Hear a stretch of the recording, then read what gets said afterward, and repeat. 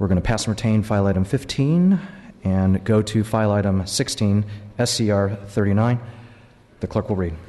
Senate Concurrent Resolution 39 by Senator Block and others relative to Jewish American Heritage Month. This measure will be presented by Mr. Levine. Mr. Levine, you may open. Thank you, Mr. Speaker. On behalf of the Jewish Caucus, it is my pleasure to present SCR 39 recognizing Jewish American Heritage Month. The United States is home to the second largest Jewish community in the world. In 2012, the American Jewish population was estimated at about 8 million people. During Heritage Month, we celebrate the contributions, achievements, and sacrifices Jewish Americans have made since they first arrived in New Amsterdam in 1654. Throughout our nation's history, Jewish Americans have contributed to the strength of our nation and the preservation of our values. Jewish Americans have been leaders in technology, art, business, public service, finance, politics, philanthropy, and much more. One such leader was Florence Prague Kahn, who in 1925 succeeded her late husband Julius in a San Francisco-based congressional seat. Most early congressional widows served only as temporary placeholders until party leaders chose long-term male successors. But Florence Prague Kahn was no ordinary political widow. She was an incredibly effective lawmaker who served 12 years in Congress, blazing the trail for other women lawmakers from California, including the Bay Area's own Senator Feinstein and Boxer. There are countless examples of Jewish Americans who have had a vital role in defining the American experience. Jewish Americans have been a part of key moments in American history. We have organized garment workers, marched in Selma and Montgomery, boarded buses for freedom rides, stood up for farm worker rights, been engaged in active public servants, and fought for America in times of war and demanded equality for all. Jewish Americans have been, and always will be, united in protecting our liberty and human dignity. We have a rich and proud heritage, and I respectfully ask for an aye vote on this resolution. I ask that the first roll be open for co-authors. Mr. Medina, you're recognized. Thank you, Mr. Speaker. On behalf of the California Latino Legislative Caucus, I rise in support of SCR 39, recognizing May as Jewish American Heritage Month. Latinos have a long history of community and coalition with Jewish Americans who have continued their support for ending discrimination in voting, employment, public accommodations, and society at large. Jewish Americans have participated in virtually every civil rights effort in the American experience, including those of women, farm workers, and the disabled. This is also the time to observe the thousands of years that the Jewish people have fought to sustain their own identity and traditions while persevering in the face of persecution, enslavement, forced segregation, and the horrors of the Holocaust. We thank and honor the many Jewish Americans who defend this nation's ideals as members of the United States Armed Forces and those who guide the nation's progress as scientists, teachers, entrepreneurs, public servants, private citizens, leaders, and parents. Jewish American Heritage Month is a time for all of us to reflect and celebrate the significant contributions that the Jewish American communities have had on our culture and history. I ask for your support on SCR 39 to recognize May as Jewish American Heritage Month. Mr. Jones Sawyer, you're recognized. Mr. Speaker and members, I rise today as chair of the California Legislative Black Caucus in support of SCR 39 in recognition of May as Jewish American Heritage Month. Jewish Americans have been a critical part of the history of California. In the face of unspeakable discrimination and adversity, they have fought tirelessly to overcome the terrible tragedy that many fled during World War II, and many made California their home. Their relentless spirit and remarkable achievements have enriched our state, stirred our conscience, and challenged us to extend the miracles of freedom and security to everyone, regardless of race and religious belief. So this May, as we honor the vast contributions that Jewish Americans have made to our world, let us recommit to standing up for the traditions we believe in and the values we share as one united people in the face of discrimination and adversity. Members, I respectfully ask for your aye vote on SCR 39. Mr. Williams, you're recognized. On behalf of the API caucus, I rise in support of this. Jewish culture has been attempted to be suppressed from the Bar Kokhba revolts 2,000 years ago to today. And I find the perseverance of that culture to be nothing short of a divine miracle. And what that divine miracle has done in America is very powerful because of the knowledge of the culture's awareness of oppression. That has meant a tremendous disproportionate participation by population in politics, public service, and in the struggles for equality of many, many different peoples. And I find it to be something unique, something powerful about the culture, and something that should be celebrated and emulated. And Mr. Allen, you're recognized. Thank you very much, Mr. Speaker. I rise on behalf of the California Republicans. SCR 39 acknowledges Americans' partnership with Israel and the role California has played in furthering multicultural and economic development. With California being home to over 2 million Jewish people, we're the second largest Jewish community in the entire nation. Appropriately, the author describes in this resolution that this nation's, that would be the United States of America, unbreakable bond with the nation of Israel is built on mutual interest and shared ideals that transcend politics. Our partnership through business and trade agreements covering the agricultural, energy, health, and water sectors have resulted in an incredibly positive impact on the California economy, all thanks to the Jewish community. This year marks the 67th anniversary of the State of Israel, a nation recognized as the strongest democratically elected government in the Middle East, and also the strongest ally of the United States. Earlier, I introduced H.R. 22 to honor the momentous occasion where the United Nations officially recognized the State of Israel on April 23rd, 1948. On behalf of Republicans everywhere, and especially in this chamber, I ask you to recognize the Jewish community in the State of Israel for its many accomplishments for the betterment of the world. Seeing and hearing no further debate, Mr. Levine, you may close. I respectfully ask for the roll to be open for co-authors. Thank you. The first roll will be open for co-authors. The clerk will open the roll. Members, this is for co-authors. The clerk will close the roll and tally the votes. We have 71 co-authors added. Without objection, we'll take a voice vote on this measure. All those in favor, please say aye. All those opposed, say nay. The ayes have it, and the resolution is adopted. Moving through the daily file items 17 through 22 we will pass and retain. And file items 23 through 28 we will also pass and retain. Now to the consent calendar. Does any member wish to remove an item from the consent calendar? Seeing and hearing none, the clerk will read the second-day consent calendar. Senate Bill 161 by Senator Vidak, an act relating to civil law. The clerk will open the roll on the consent calendar. All members vote who desire to vote. All members vote who desire to vote. All members vote who desire to vote. The clerk will close the roll and tally the votes. Aye 75, no 0. The consent calendar is adopted. And the clerk will now read the remaining bills on the second-day consent calendar.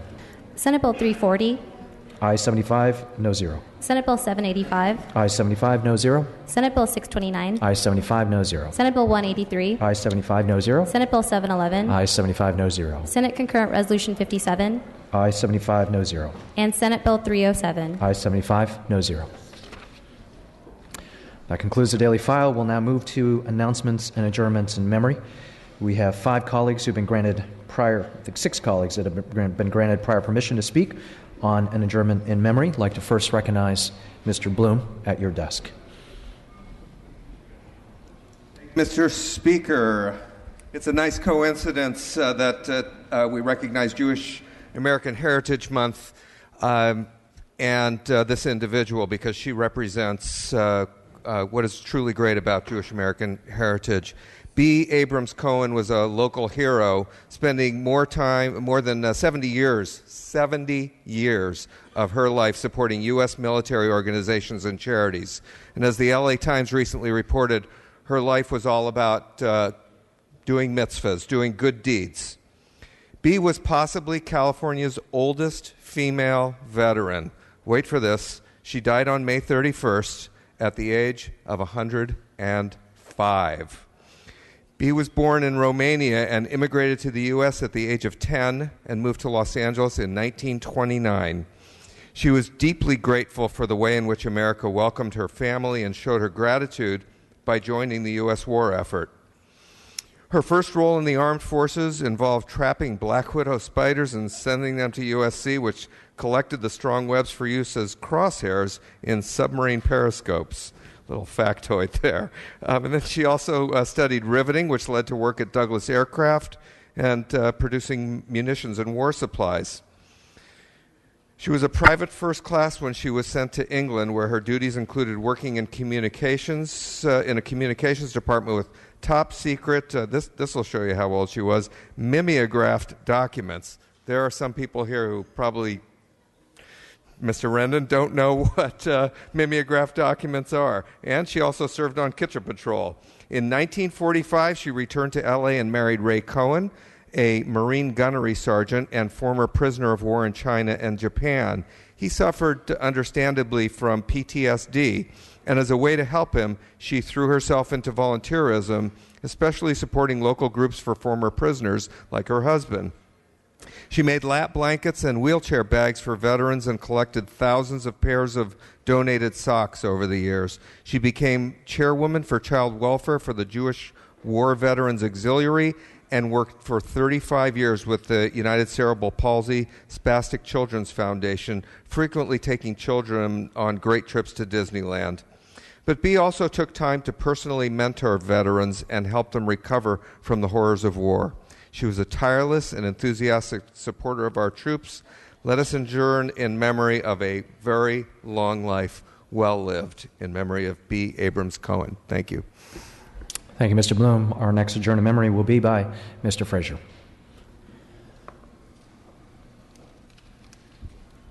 Thank you, Mr. Speaker and members. I rise today to adjourn in memory of Albert Cardoza of Solano County, who passed away peacefully in the arms of his wife, Reba. Albert was born in Manteca, California, and was the only child of Manuel and Leopolina Cardoza. During World War II, Albert served in the United States Army Air Corps in major assaults in the European theater. While there, he earned the honors of Good Conduct, American Campaign, European, African, and Middle Eastern Campaign, and World War II Victory Medals. Albert was employed in a civil position at the Fairfield-Sassoon Army Air Base, now Travis Air Force Base, while he received his pilot training. He later earned a civilian's pilot's license and was honorably discharged as a staff sergeant in December of 1945. Following his military discharge, Albert began his journey in what would be a successful law enforcement career. He had worked with the Solano County Sheriff's Office in 1949 and in 1970 was elected to the office of sheriff. He was elected to 6 consecutive terms, 4-year terms, and was also the president of the California State Sheriff's Association for 2 terms. Albert completed his career with 45 years of dedicated service to Solano County as a peace officer. For his dedicated service to the people of Solano County continued well past his retirement. I extend my most sincere condolences to Albert's family and would like to say that I am proud to have had a man like Albert protecting my district. I will always be thankful for his drive and dedication to improving our community, but also want to thank the family for their sacrifice in sharing Albert with us. Godspeed, Albert. Thank you. Mr. Lackey, you're recognized. Yes, Mr. Speaker, members, I rise to adjourn in memory of Glenn Chapin, who passed away on June 10th, far too early at the age of 56. He was a longtime resident of the Antelope Valley, and after serving in the Air Force, he went on to work in the aerospace industry for 33 years. He spent nearly 3 decades with Lockheed Martin, working on classified projects. Glenn was known for his dedication to both his job and his community. He volunteered his time coaching children's baseball, soccer, and football. He was known for his willingness to lend a helping hand even without being asked. Above all else, Glenn valued his family. He is survived by his wife Diane and his children Jesse and Sarah. I ask that we adjourn in the memory of Glenn Chapin today. Thank you. Mr. Nazarian, you're recognized. Thank you, Mr. Speaker and members. It's with great sadness that I rise to adjourn in memory of a longtime friend and a longtime activist, Herbert David Grunwald, who passed away last month due to complications from Parkinson's disease. David was born in Oxford, United Kingdom on February 2nd, 1942. After World War II, his family moved to California. He graduated from the University of Iowa, where he developed his interest in journalism. Thereafter, David had the distinct honor of serving in the Peace Corps, having been inducted by Sergeant Shriver. Immediately upon return, David was called to serve in the United States Army. Due to an accident, he served the rest of his time in Letterman Army Hospital, where he worked in press and public relations. Much of his early career consisted of freelance journalism, having written profiles on a variety of people and subjects along with 10 unpublished novels. He spent 15 years working as a copy editor for various Southland publications, including the Daily Journal, where he won a Los Angeles Press Club Award in 2003. His ailment resulted in early retirement from journalism. He is survived by his wife, Marilyn, daughter and son-in-law, Maria and Noah Guerra, and his 4 grandchildren. He will be sorely missed. Mr. Medina, you're recognized. Thank you, Mr. Speaker. I rise to adjourn in the memory of my friend and fellow history teacher, Dr. Ron Yoshino. Ron Yoshino began teaching history at Riverside Community College in 1986 and was dedicated to the students that he taught. An associate professor at Riverside Community College, his primary concern was the welfare of his students and the community of Riverside. He was a man that had selflessness that was rare and emphasized respect towards students in the classroom, and his ability to communicate effectively with students has always been held in high regard. Dr. Yoshino encouraged students to become leaders and make a difference by playing a positive role in the community. He will be missed, and I ask that we adjourn in his memory. Mr. Gomez, you're recognized. Members, today I adjourn in memory of a friend and mentor and professor, Dr. Ron Yoshino. He was a dedicated educator who left a lasting impact on the lives of all his students, but particularly me. When I graduated from high school, I didn't have any plans on attending college, and I ended up working at Subway and Target. And a friend of mine dragged me to Riverside Community College, signed me up for one class, and that's where I met Dr. Yoshino. And Dr. Yoshino was known as one of the hardest professors at Riverside Community College. He could have taught anywhere, but he decided to go to a community college because those were the kids that he saw and thought needed him the most. And there I ended up eventually taking his class the second semester I was there, but I ended up getting a D. And it was a hard class, and I learned a lot, but he encouraged me to still take it again, and then hopefully, and if I tried hard enough and dedicated myself, I could become a member of the Honor Society. And that he was the professor who was the advisor for the Honor Society. I ended up eventually getting into the Honor Society, taking this course over again, and then this time getting an A.